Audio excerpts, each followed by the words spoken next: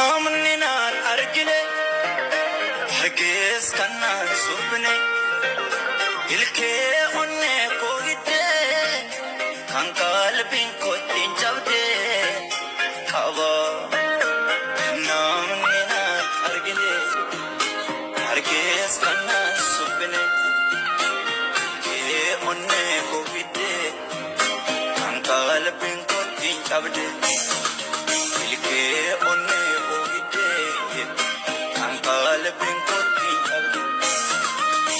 Anaaf kuni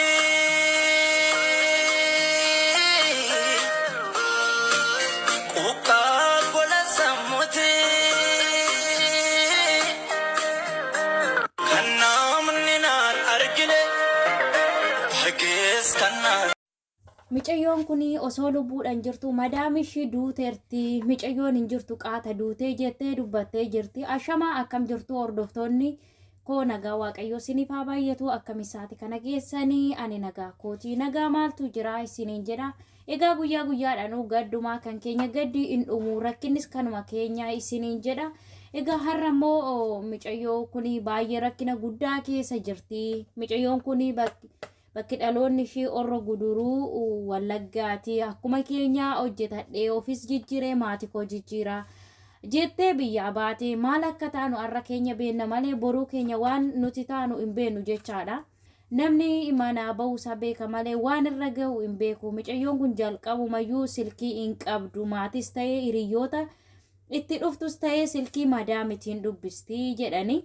Eega silkii kanaa nu dawwaluu dhiiftee torbee tokko jedhani. Micayyoon kun erga gara Suudi Arabiyaa dhuftee waggaa tokkoo fi ji'a 9 guuttee jirti. Waggaa tokkoof ji'a 9 kana keessatti micayyoon kun silkii hin qabdu jechaadha. Silkii hin qabdu, silkii madaamitiin hiriyootas ta'ee maatis ta'ee ittiin dubbisti jedhanii jiru. Micayyoon kun amma garuu lubbuudhaan jirti. Akkuma viidiyoo irratti argine irratti micayyoon qaamni illee ciccitee wanti fuulli ishiillee guggubatee qaamni hundi isaa guggubatee jira. Egaa dhugaa dubbachuuf hedduu tokko nama gaddisiisa. Hamma rakkina guddaa keessa akka jirtu dubbatanii jiru jechaadha. Dhugaa dubbachuuf hedduu nama gaddisiisa. Shamarran keenya guyyaa guyyaadhaan dhumaa oolu guyyaadhaan jechaadha. Wanta adda maal akka ta'e hin beeku. Dhugaa waaqa hundi keessa sheer walii godha. Lubbuun gaafa micayyoon kun boqotte profaayilii godhannee odoo akkas goonee odoo akkana goonee jiraanne jechuurra har'a osoo jirtu lubbuu micayyoo kanaa abaraarrannu miidiyaa qabdan hunda irratti sagalee aataanuuf siniin jedha. Amma humna keenya maaliif jenna yoo nuti sagalee waliif taane malee namni sagalee nuuf ta'u hin jiru jechaadha. Yoo nuti waliif iyyine malee namni eessa jirtu maal rakkatu namni nuun jedhu hin jiru. Yoo nutumti waliif iyyine malee keessattuu immoo kan Suudi Arabiyaa kun baay'ee nama gaddisiisa jechaadha. Baay'ee dhugaa waaqayyoo micoo kana viidiyoo micoo kana argee bakka hin beennu boru dhugaa waaqayyoo waan nurra ga'u hin beennu jechaadha. Nutis carraan akkanaa kun nu qunnamuu danda'a. Bakka gaarii jiraannee har'a dhimma ishiiti jenne yoo bira dabarre boru waan nu qunnamu hin beeku. Obboleettii qabna, haadha qabna, inni dhiiraa haadha qabdi, obboleettii qabdu piliis sheer godhaatii nama gargaaruun nama dhimmi kun laallatu biraan yoo nuti namni lama ani sagalee noon ta'eef namni illee daawwatu jennee bira darbuu osoo hin taane amma humna keenya sagalee haa taanuuf isiniin jedha. Micayyoon kun rakkoo guddaa keessa akkuma jirtu dubbatamee jira. Egaa micayyoon kun obboleettii ishii madaam ishii irratti dawwaltee turteef jechaadha. Obboleettii koo dubbisa jennaan obboleettii kee dadhabdeetti taabeen duutee jirti jetteen. Akkamitti duutee jennaan ani qarshii kootiin micayyoo kana dhukkubsachaa turte jedhan akka jedhanitti dhukkubsachaa turte. Amma garuu ani maallaqa kootiin gara biyyaa galchuu hin danda'u. Asumatti haaduutu malee jettee jedhan madaamin. Dhugaa waaqayyoo maaliif akka ta'e hin beeku. Abaarsa maalii keessa akka jirru hin beekan. Baay'ee ulfaata. Egaa amma maatiishii rakkoo maatiishii haalan taane keessa jiru jechaadha. Micayyoon kun nu jijjiirti nus ofiishiitis of jijjiirte nus jijjiirti jedhaniiti waaqayyo balaa tasaa yookiis immoo biyya ormaa keessanitti mataadhumallee isinin dhukkubin jechaadha. Alagaan halaguma dhugaa waaqa amma barbaade waggaa 2 bira taa'e 5 taa'e arabni sanuma amma ta'e immoo of eeggannaa godhaa. Micayyoon kun immoo tokkoffaa silkiillee hin qabdu, lammata immoo silkii madaamitiin akka garaashiitti illee inaasoftuu innaa guyyaa shaniif balbala itti cuftee faa oolte jedhanii dubbatanii jiru. Dhugaa dubbachuuf hedduu tokko ulfaataa baay'ee waaqayyo bakka jirtanitti warroonni haala mijataa keessa jirtanillee waaqayyoon kadhadhaa isiniin jedha. Dhugaa waaqayyo viidiyoo mucayyoo kana argee hedduu tokko jechaadha. Maal akka nuti balleessine hin beeknu. Dhugaa waaqayyo maatii keenya jijjiirree ofii keenya of jijjiiruudhaaf garuu guyyaa guyyaadhaan rakkina. Egaa carraan shamarran keenya maaliif akka ta'e hin beeku. Namni arabnis garaa nutti jabaatanii nutillee garaa walitti jabaachaa jirra jechaadha.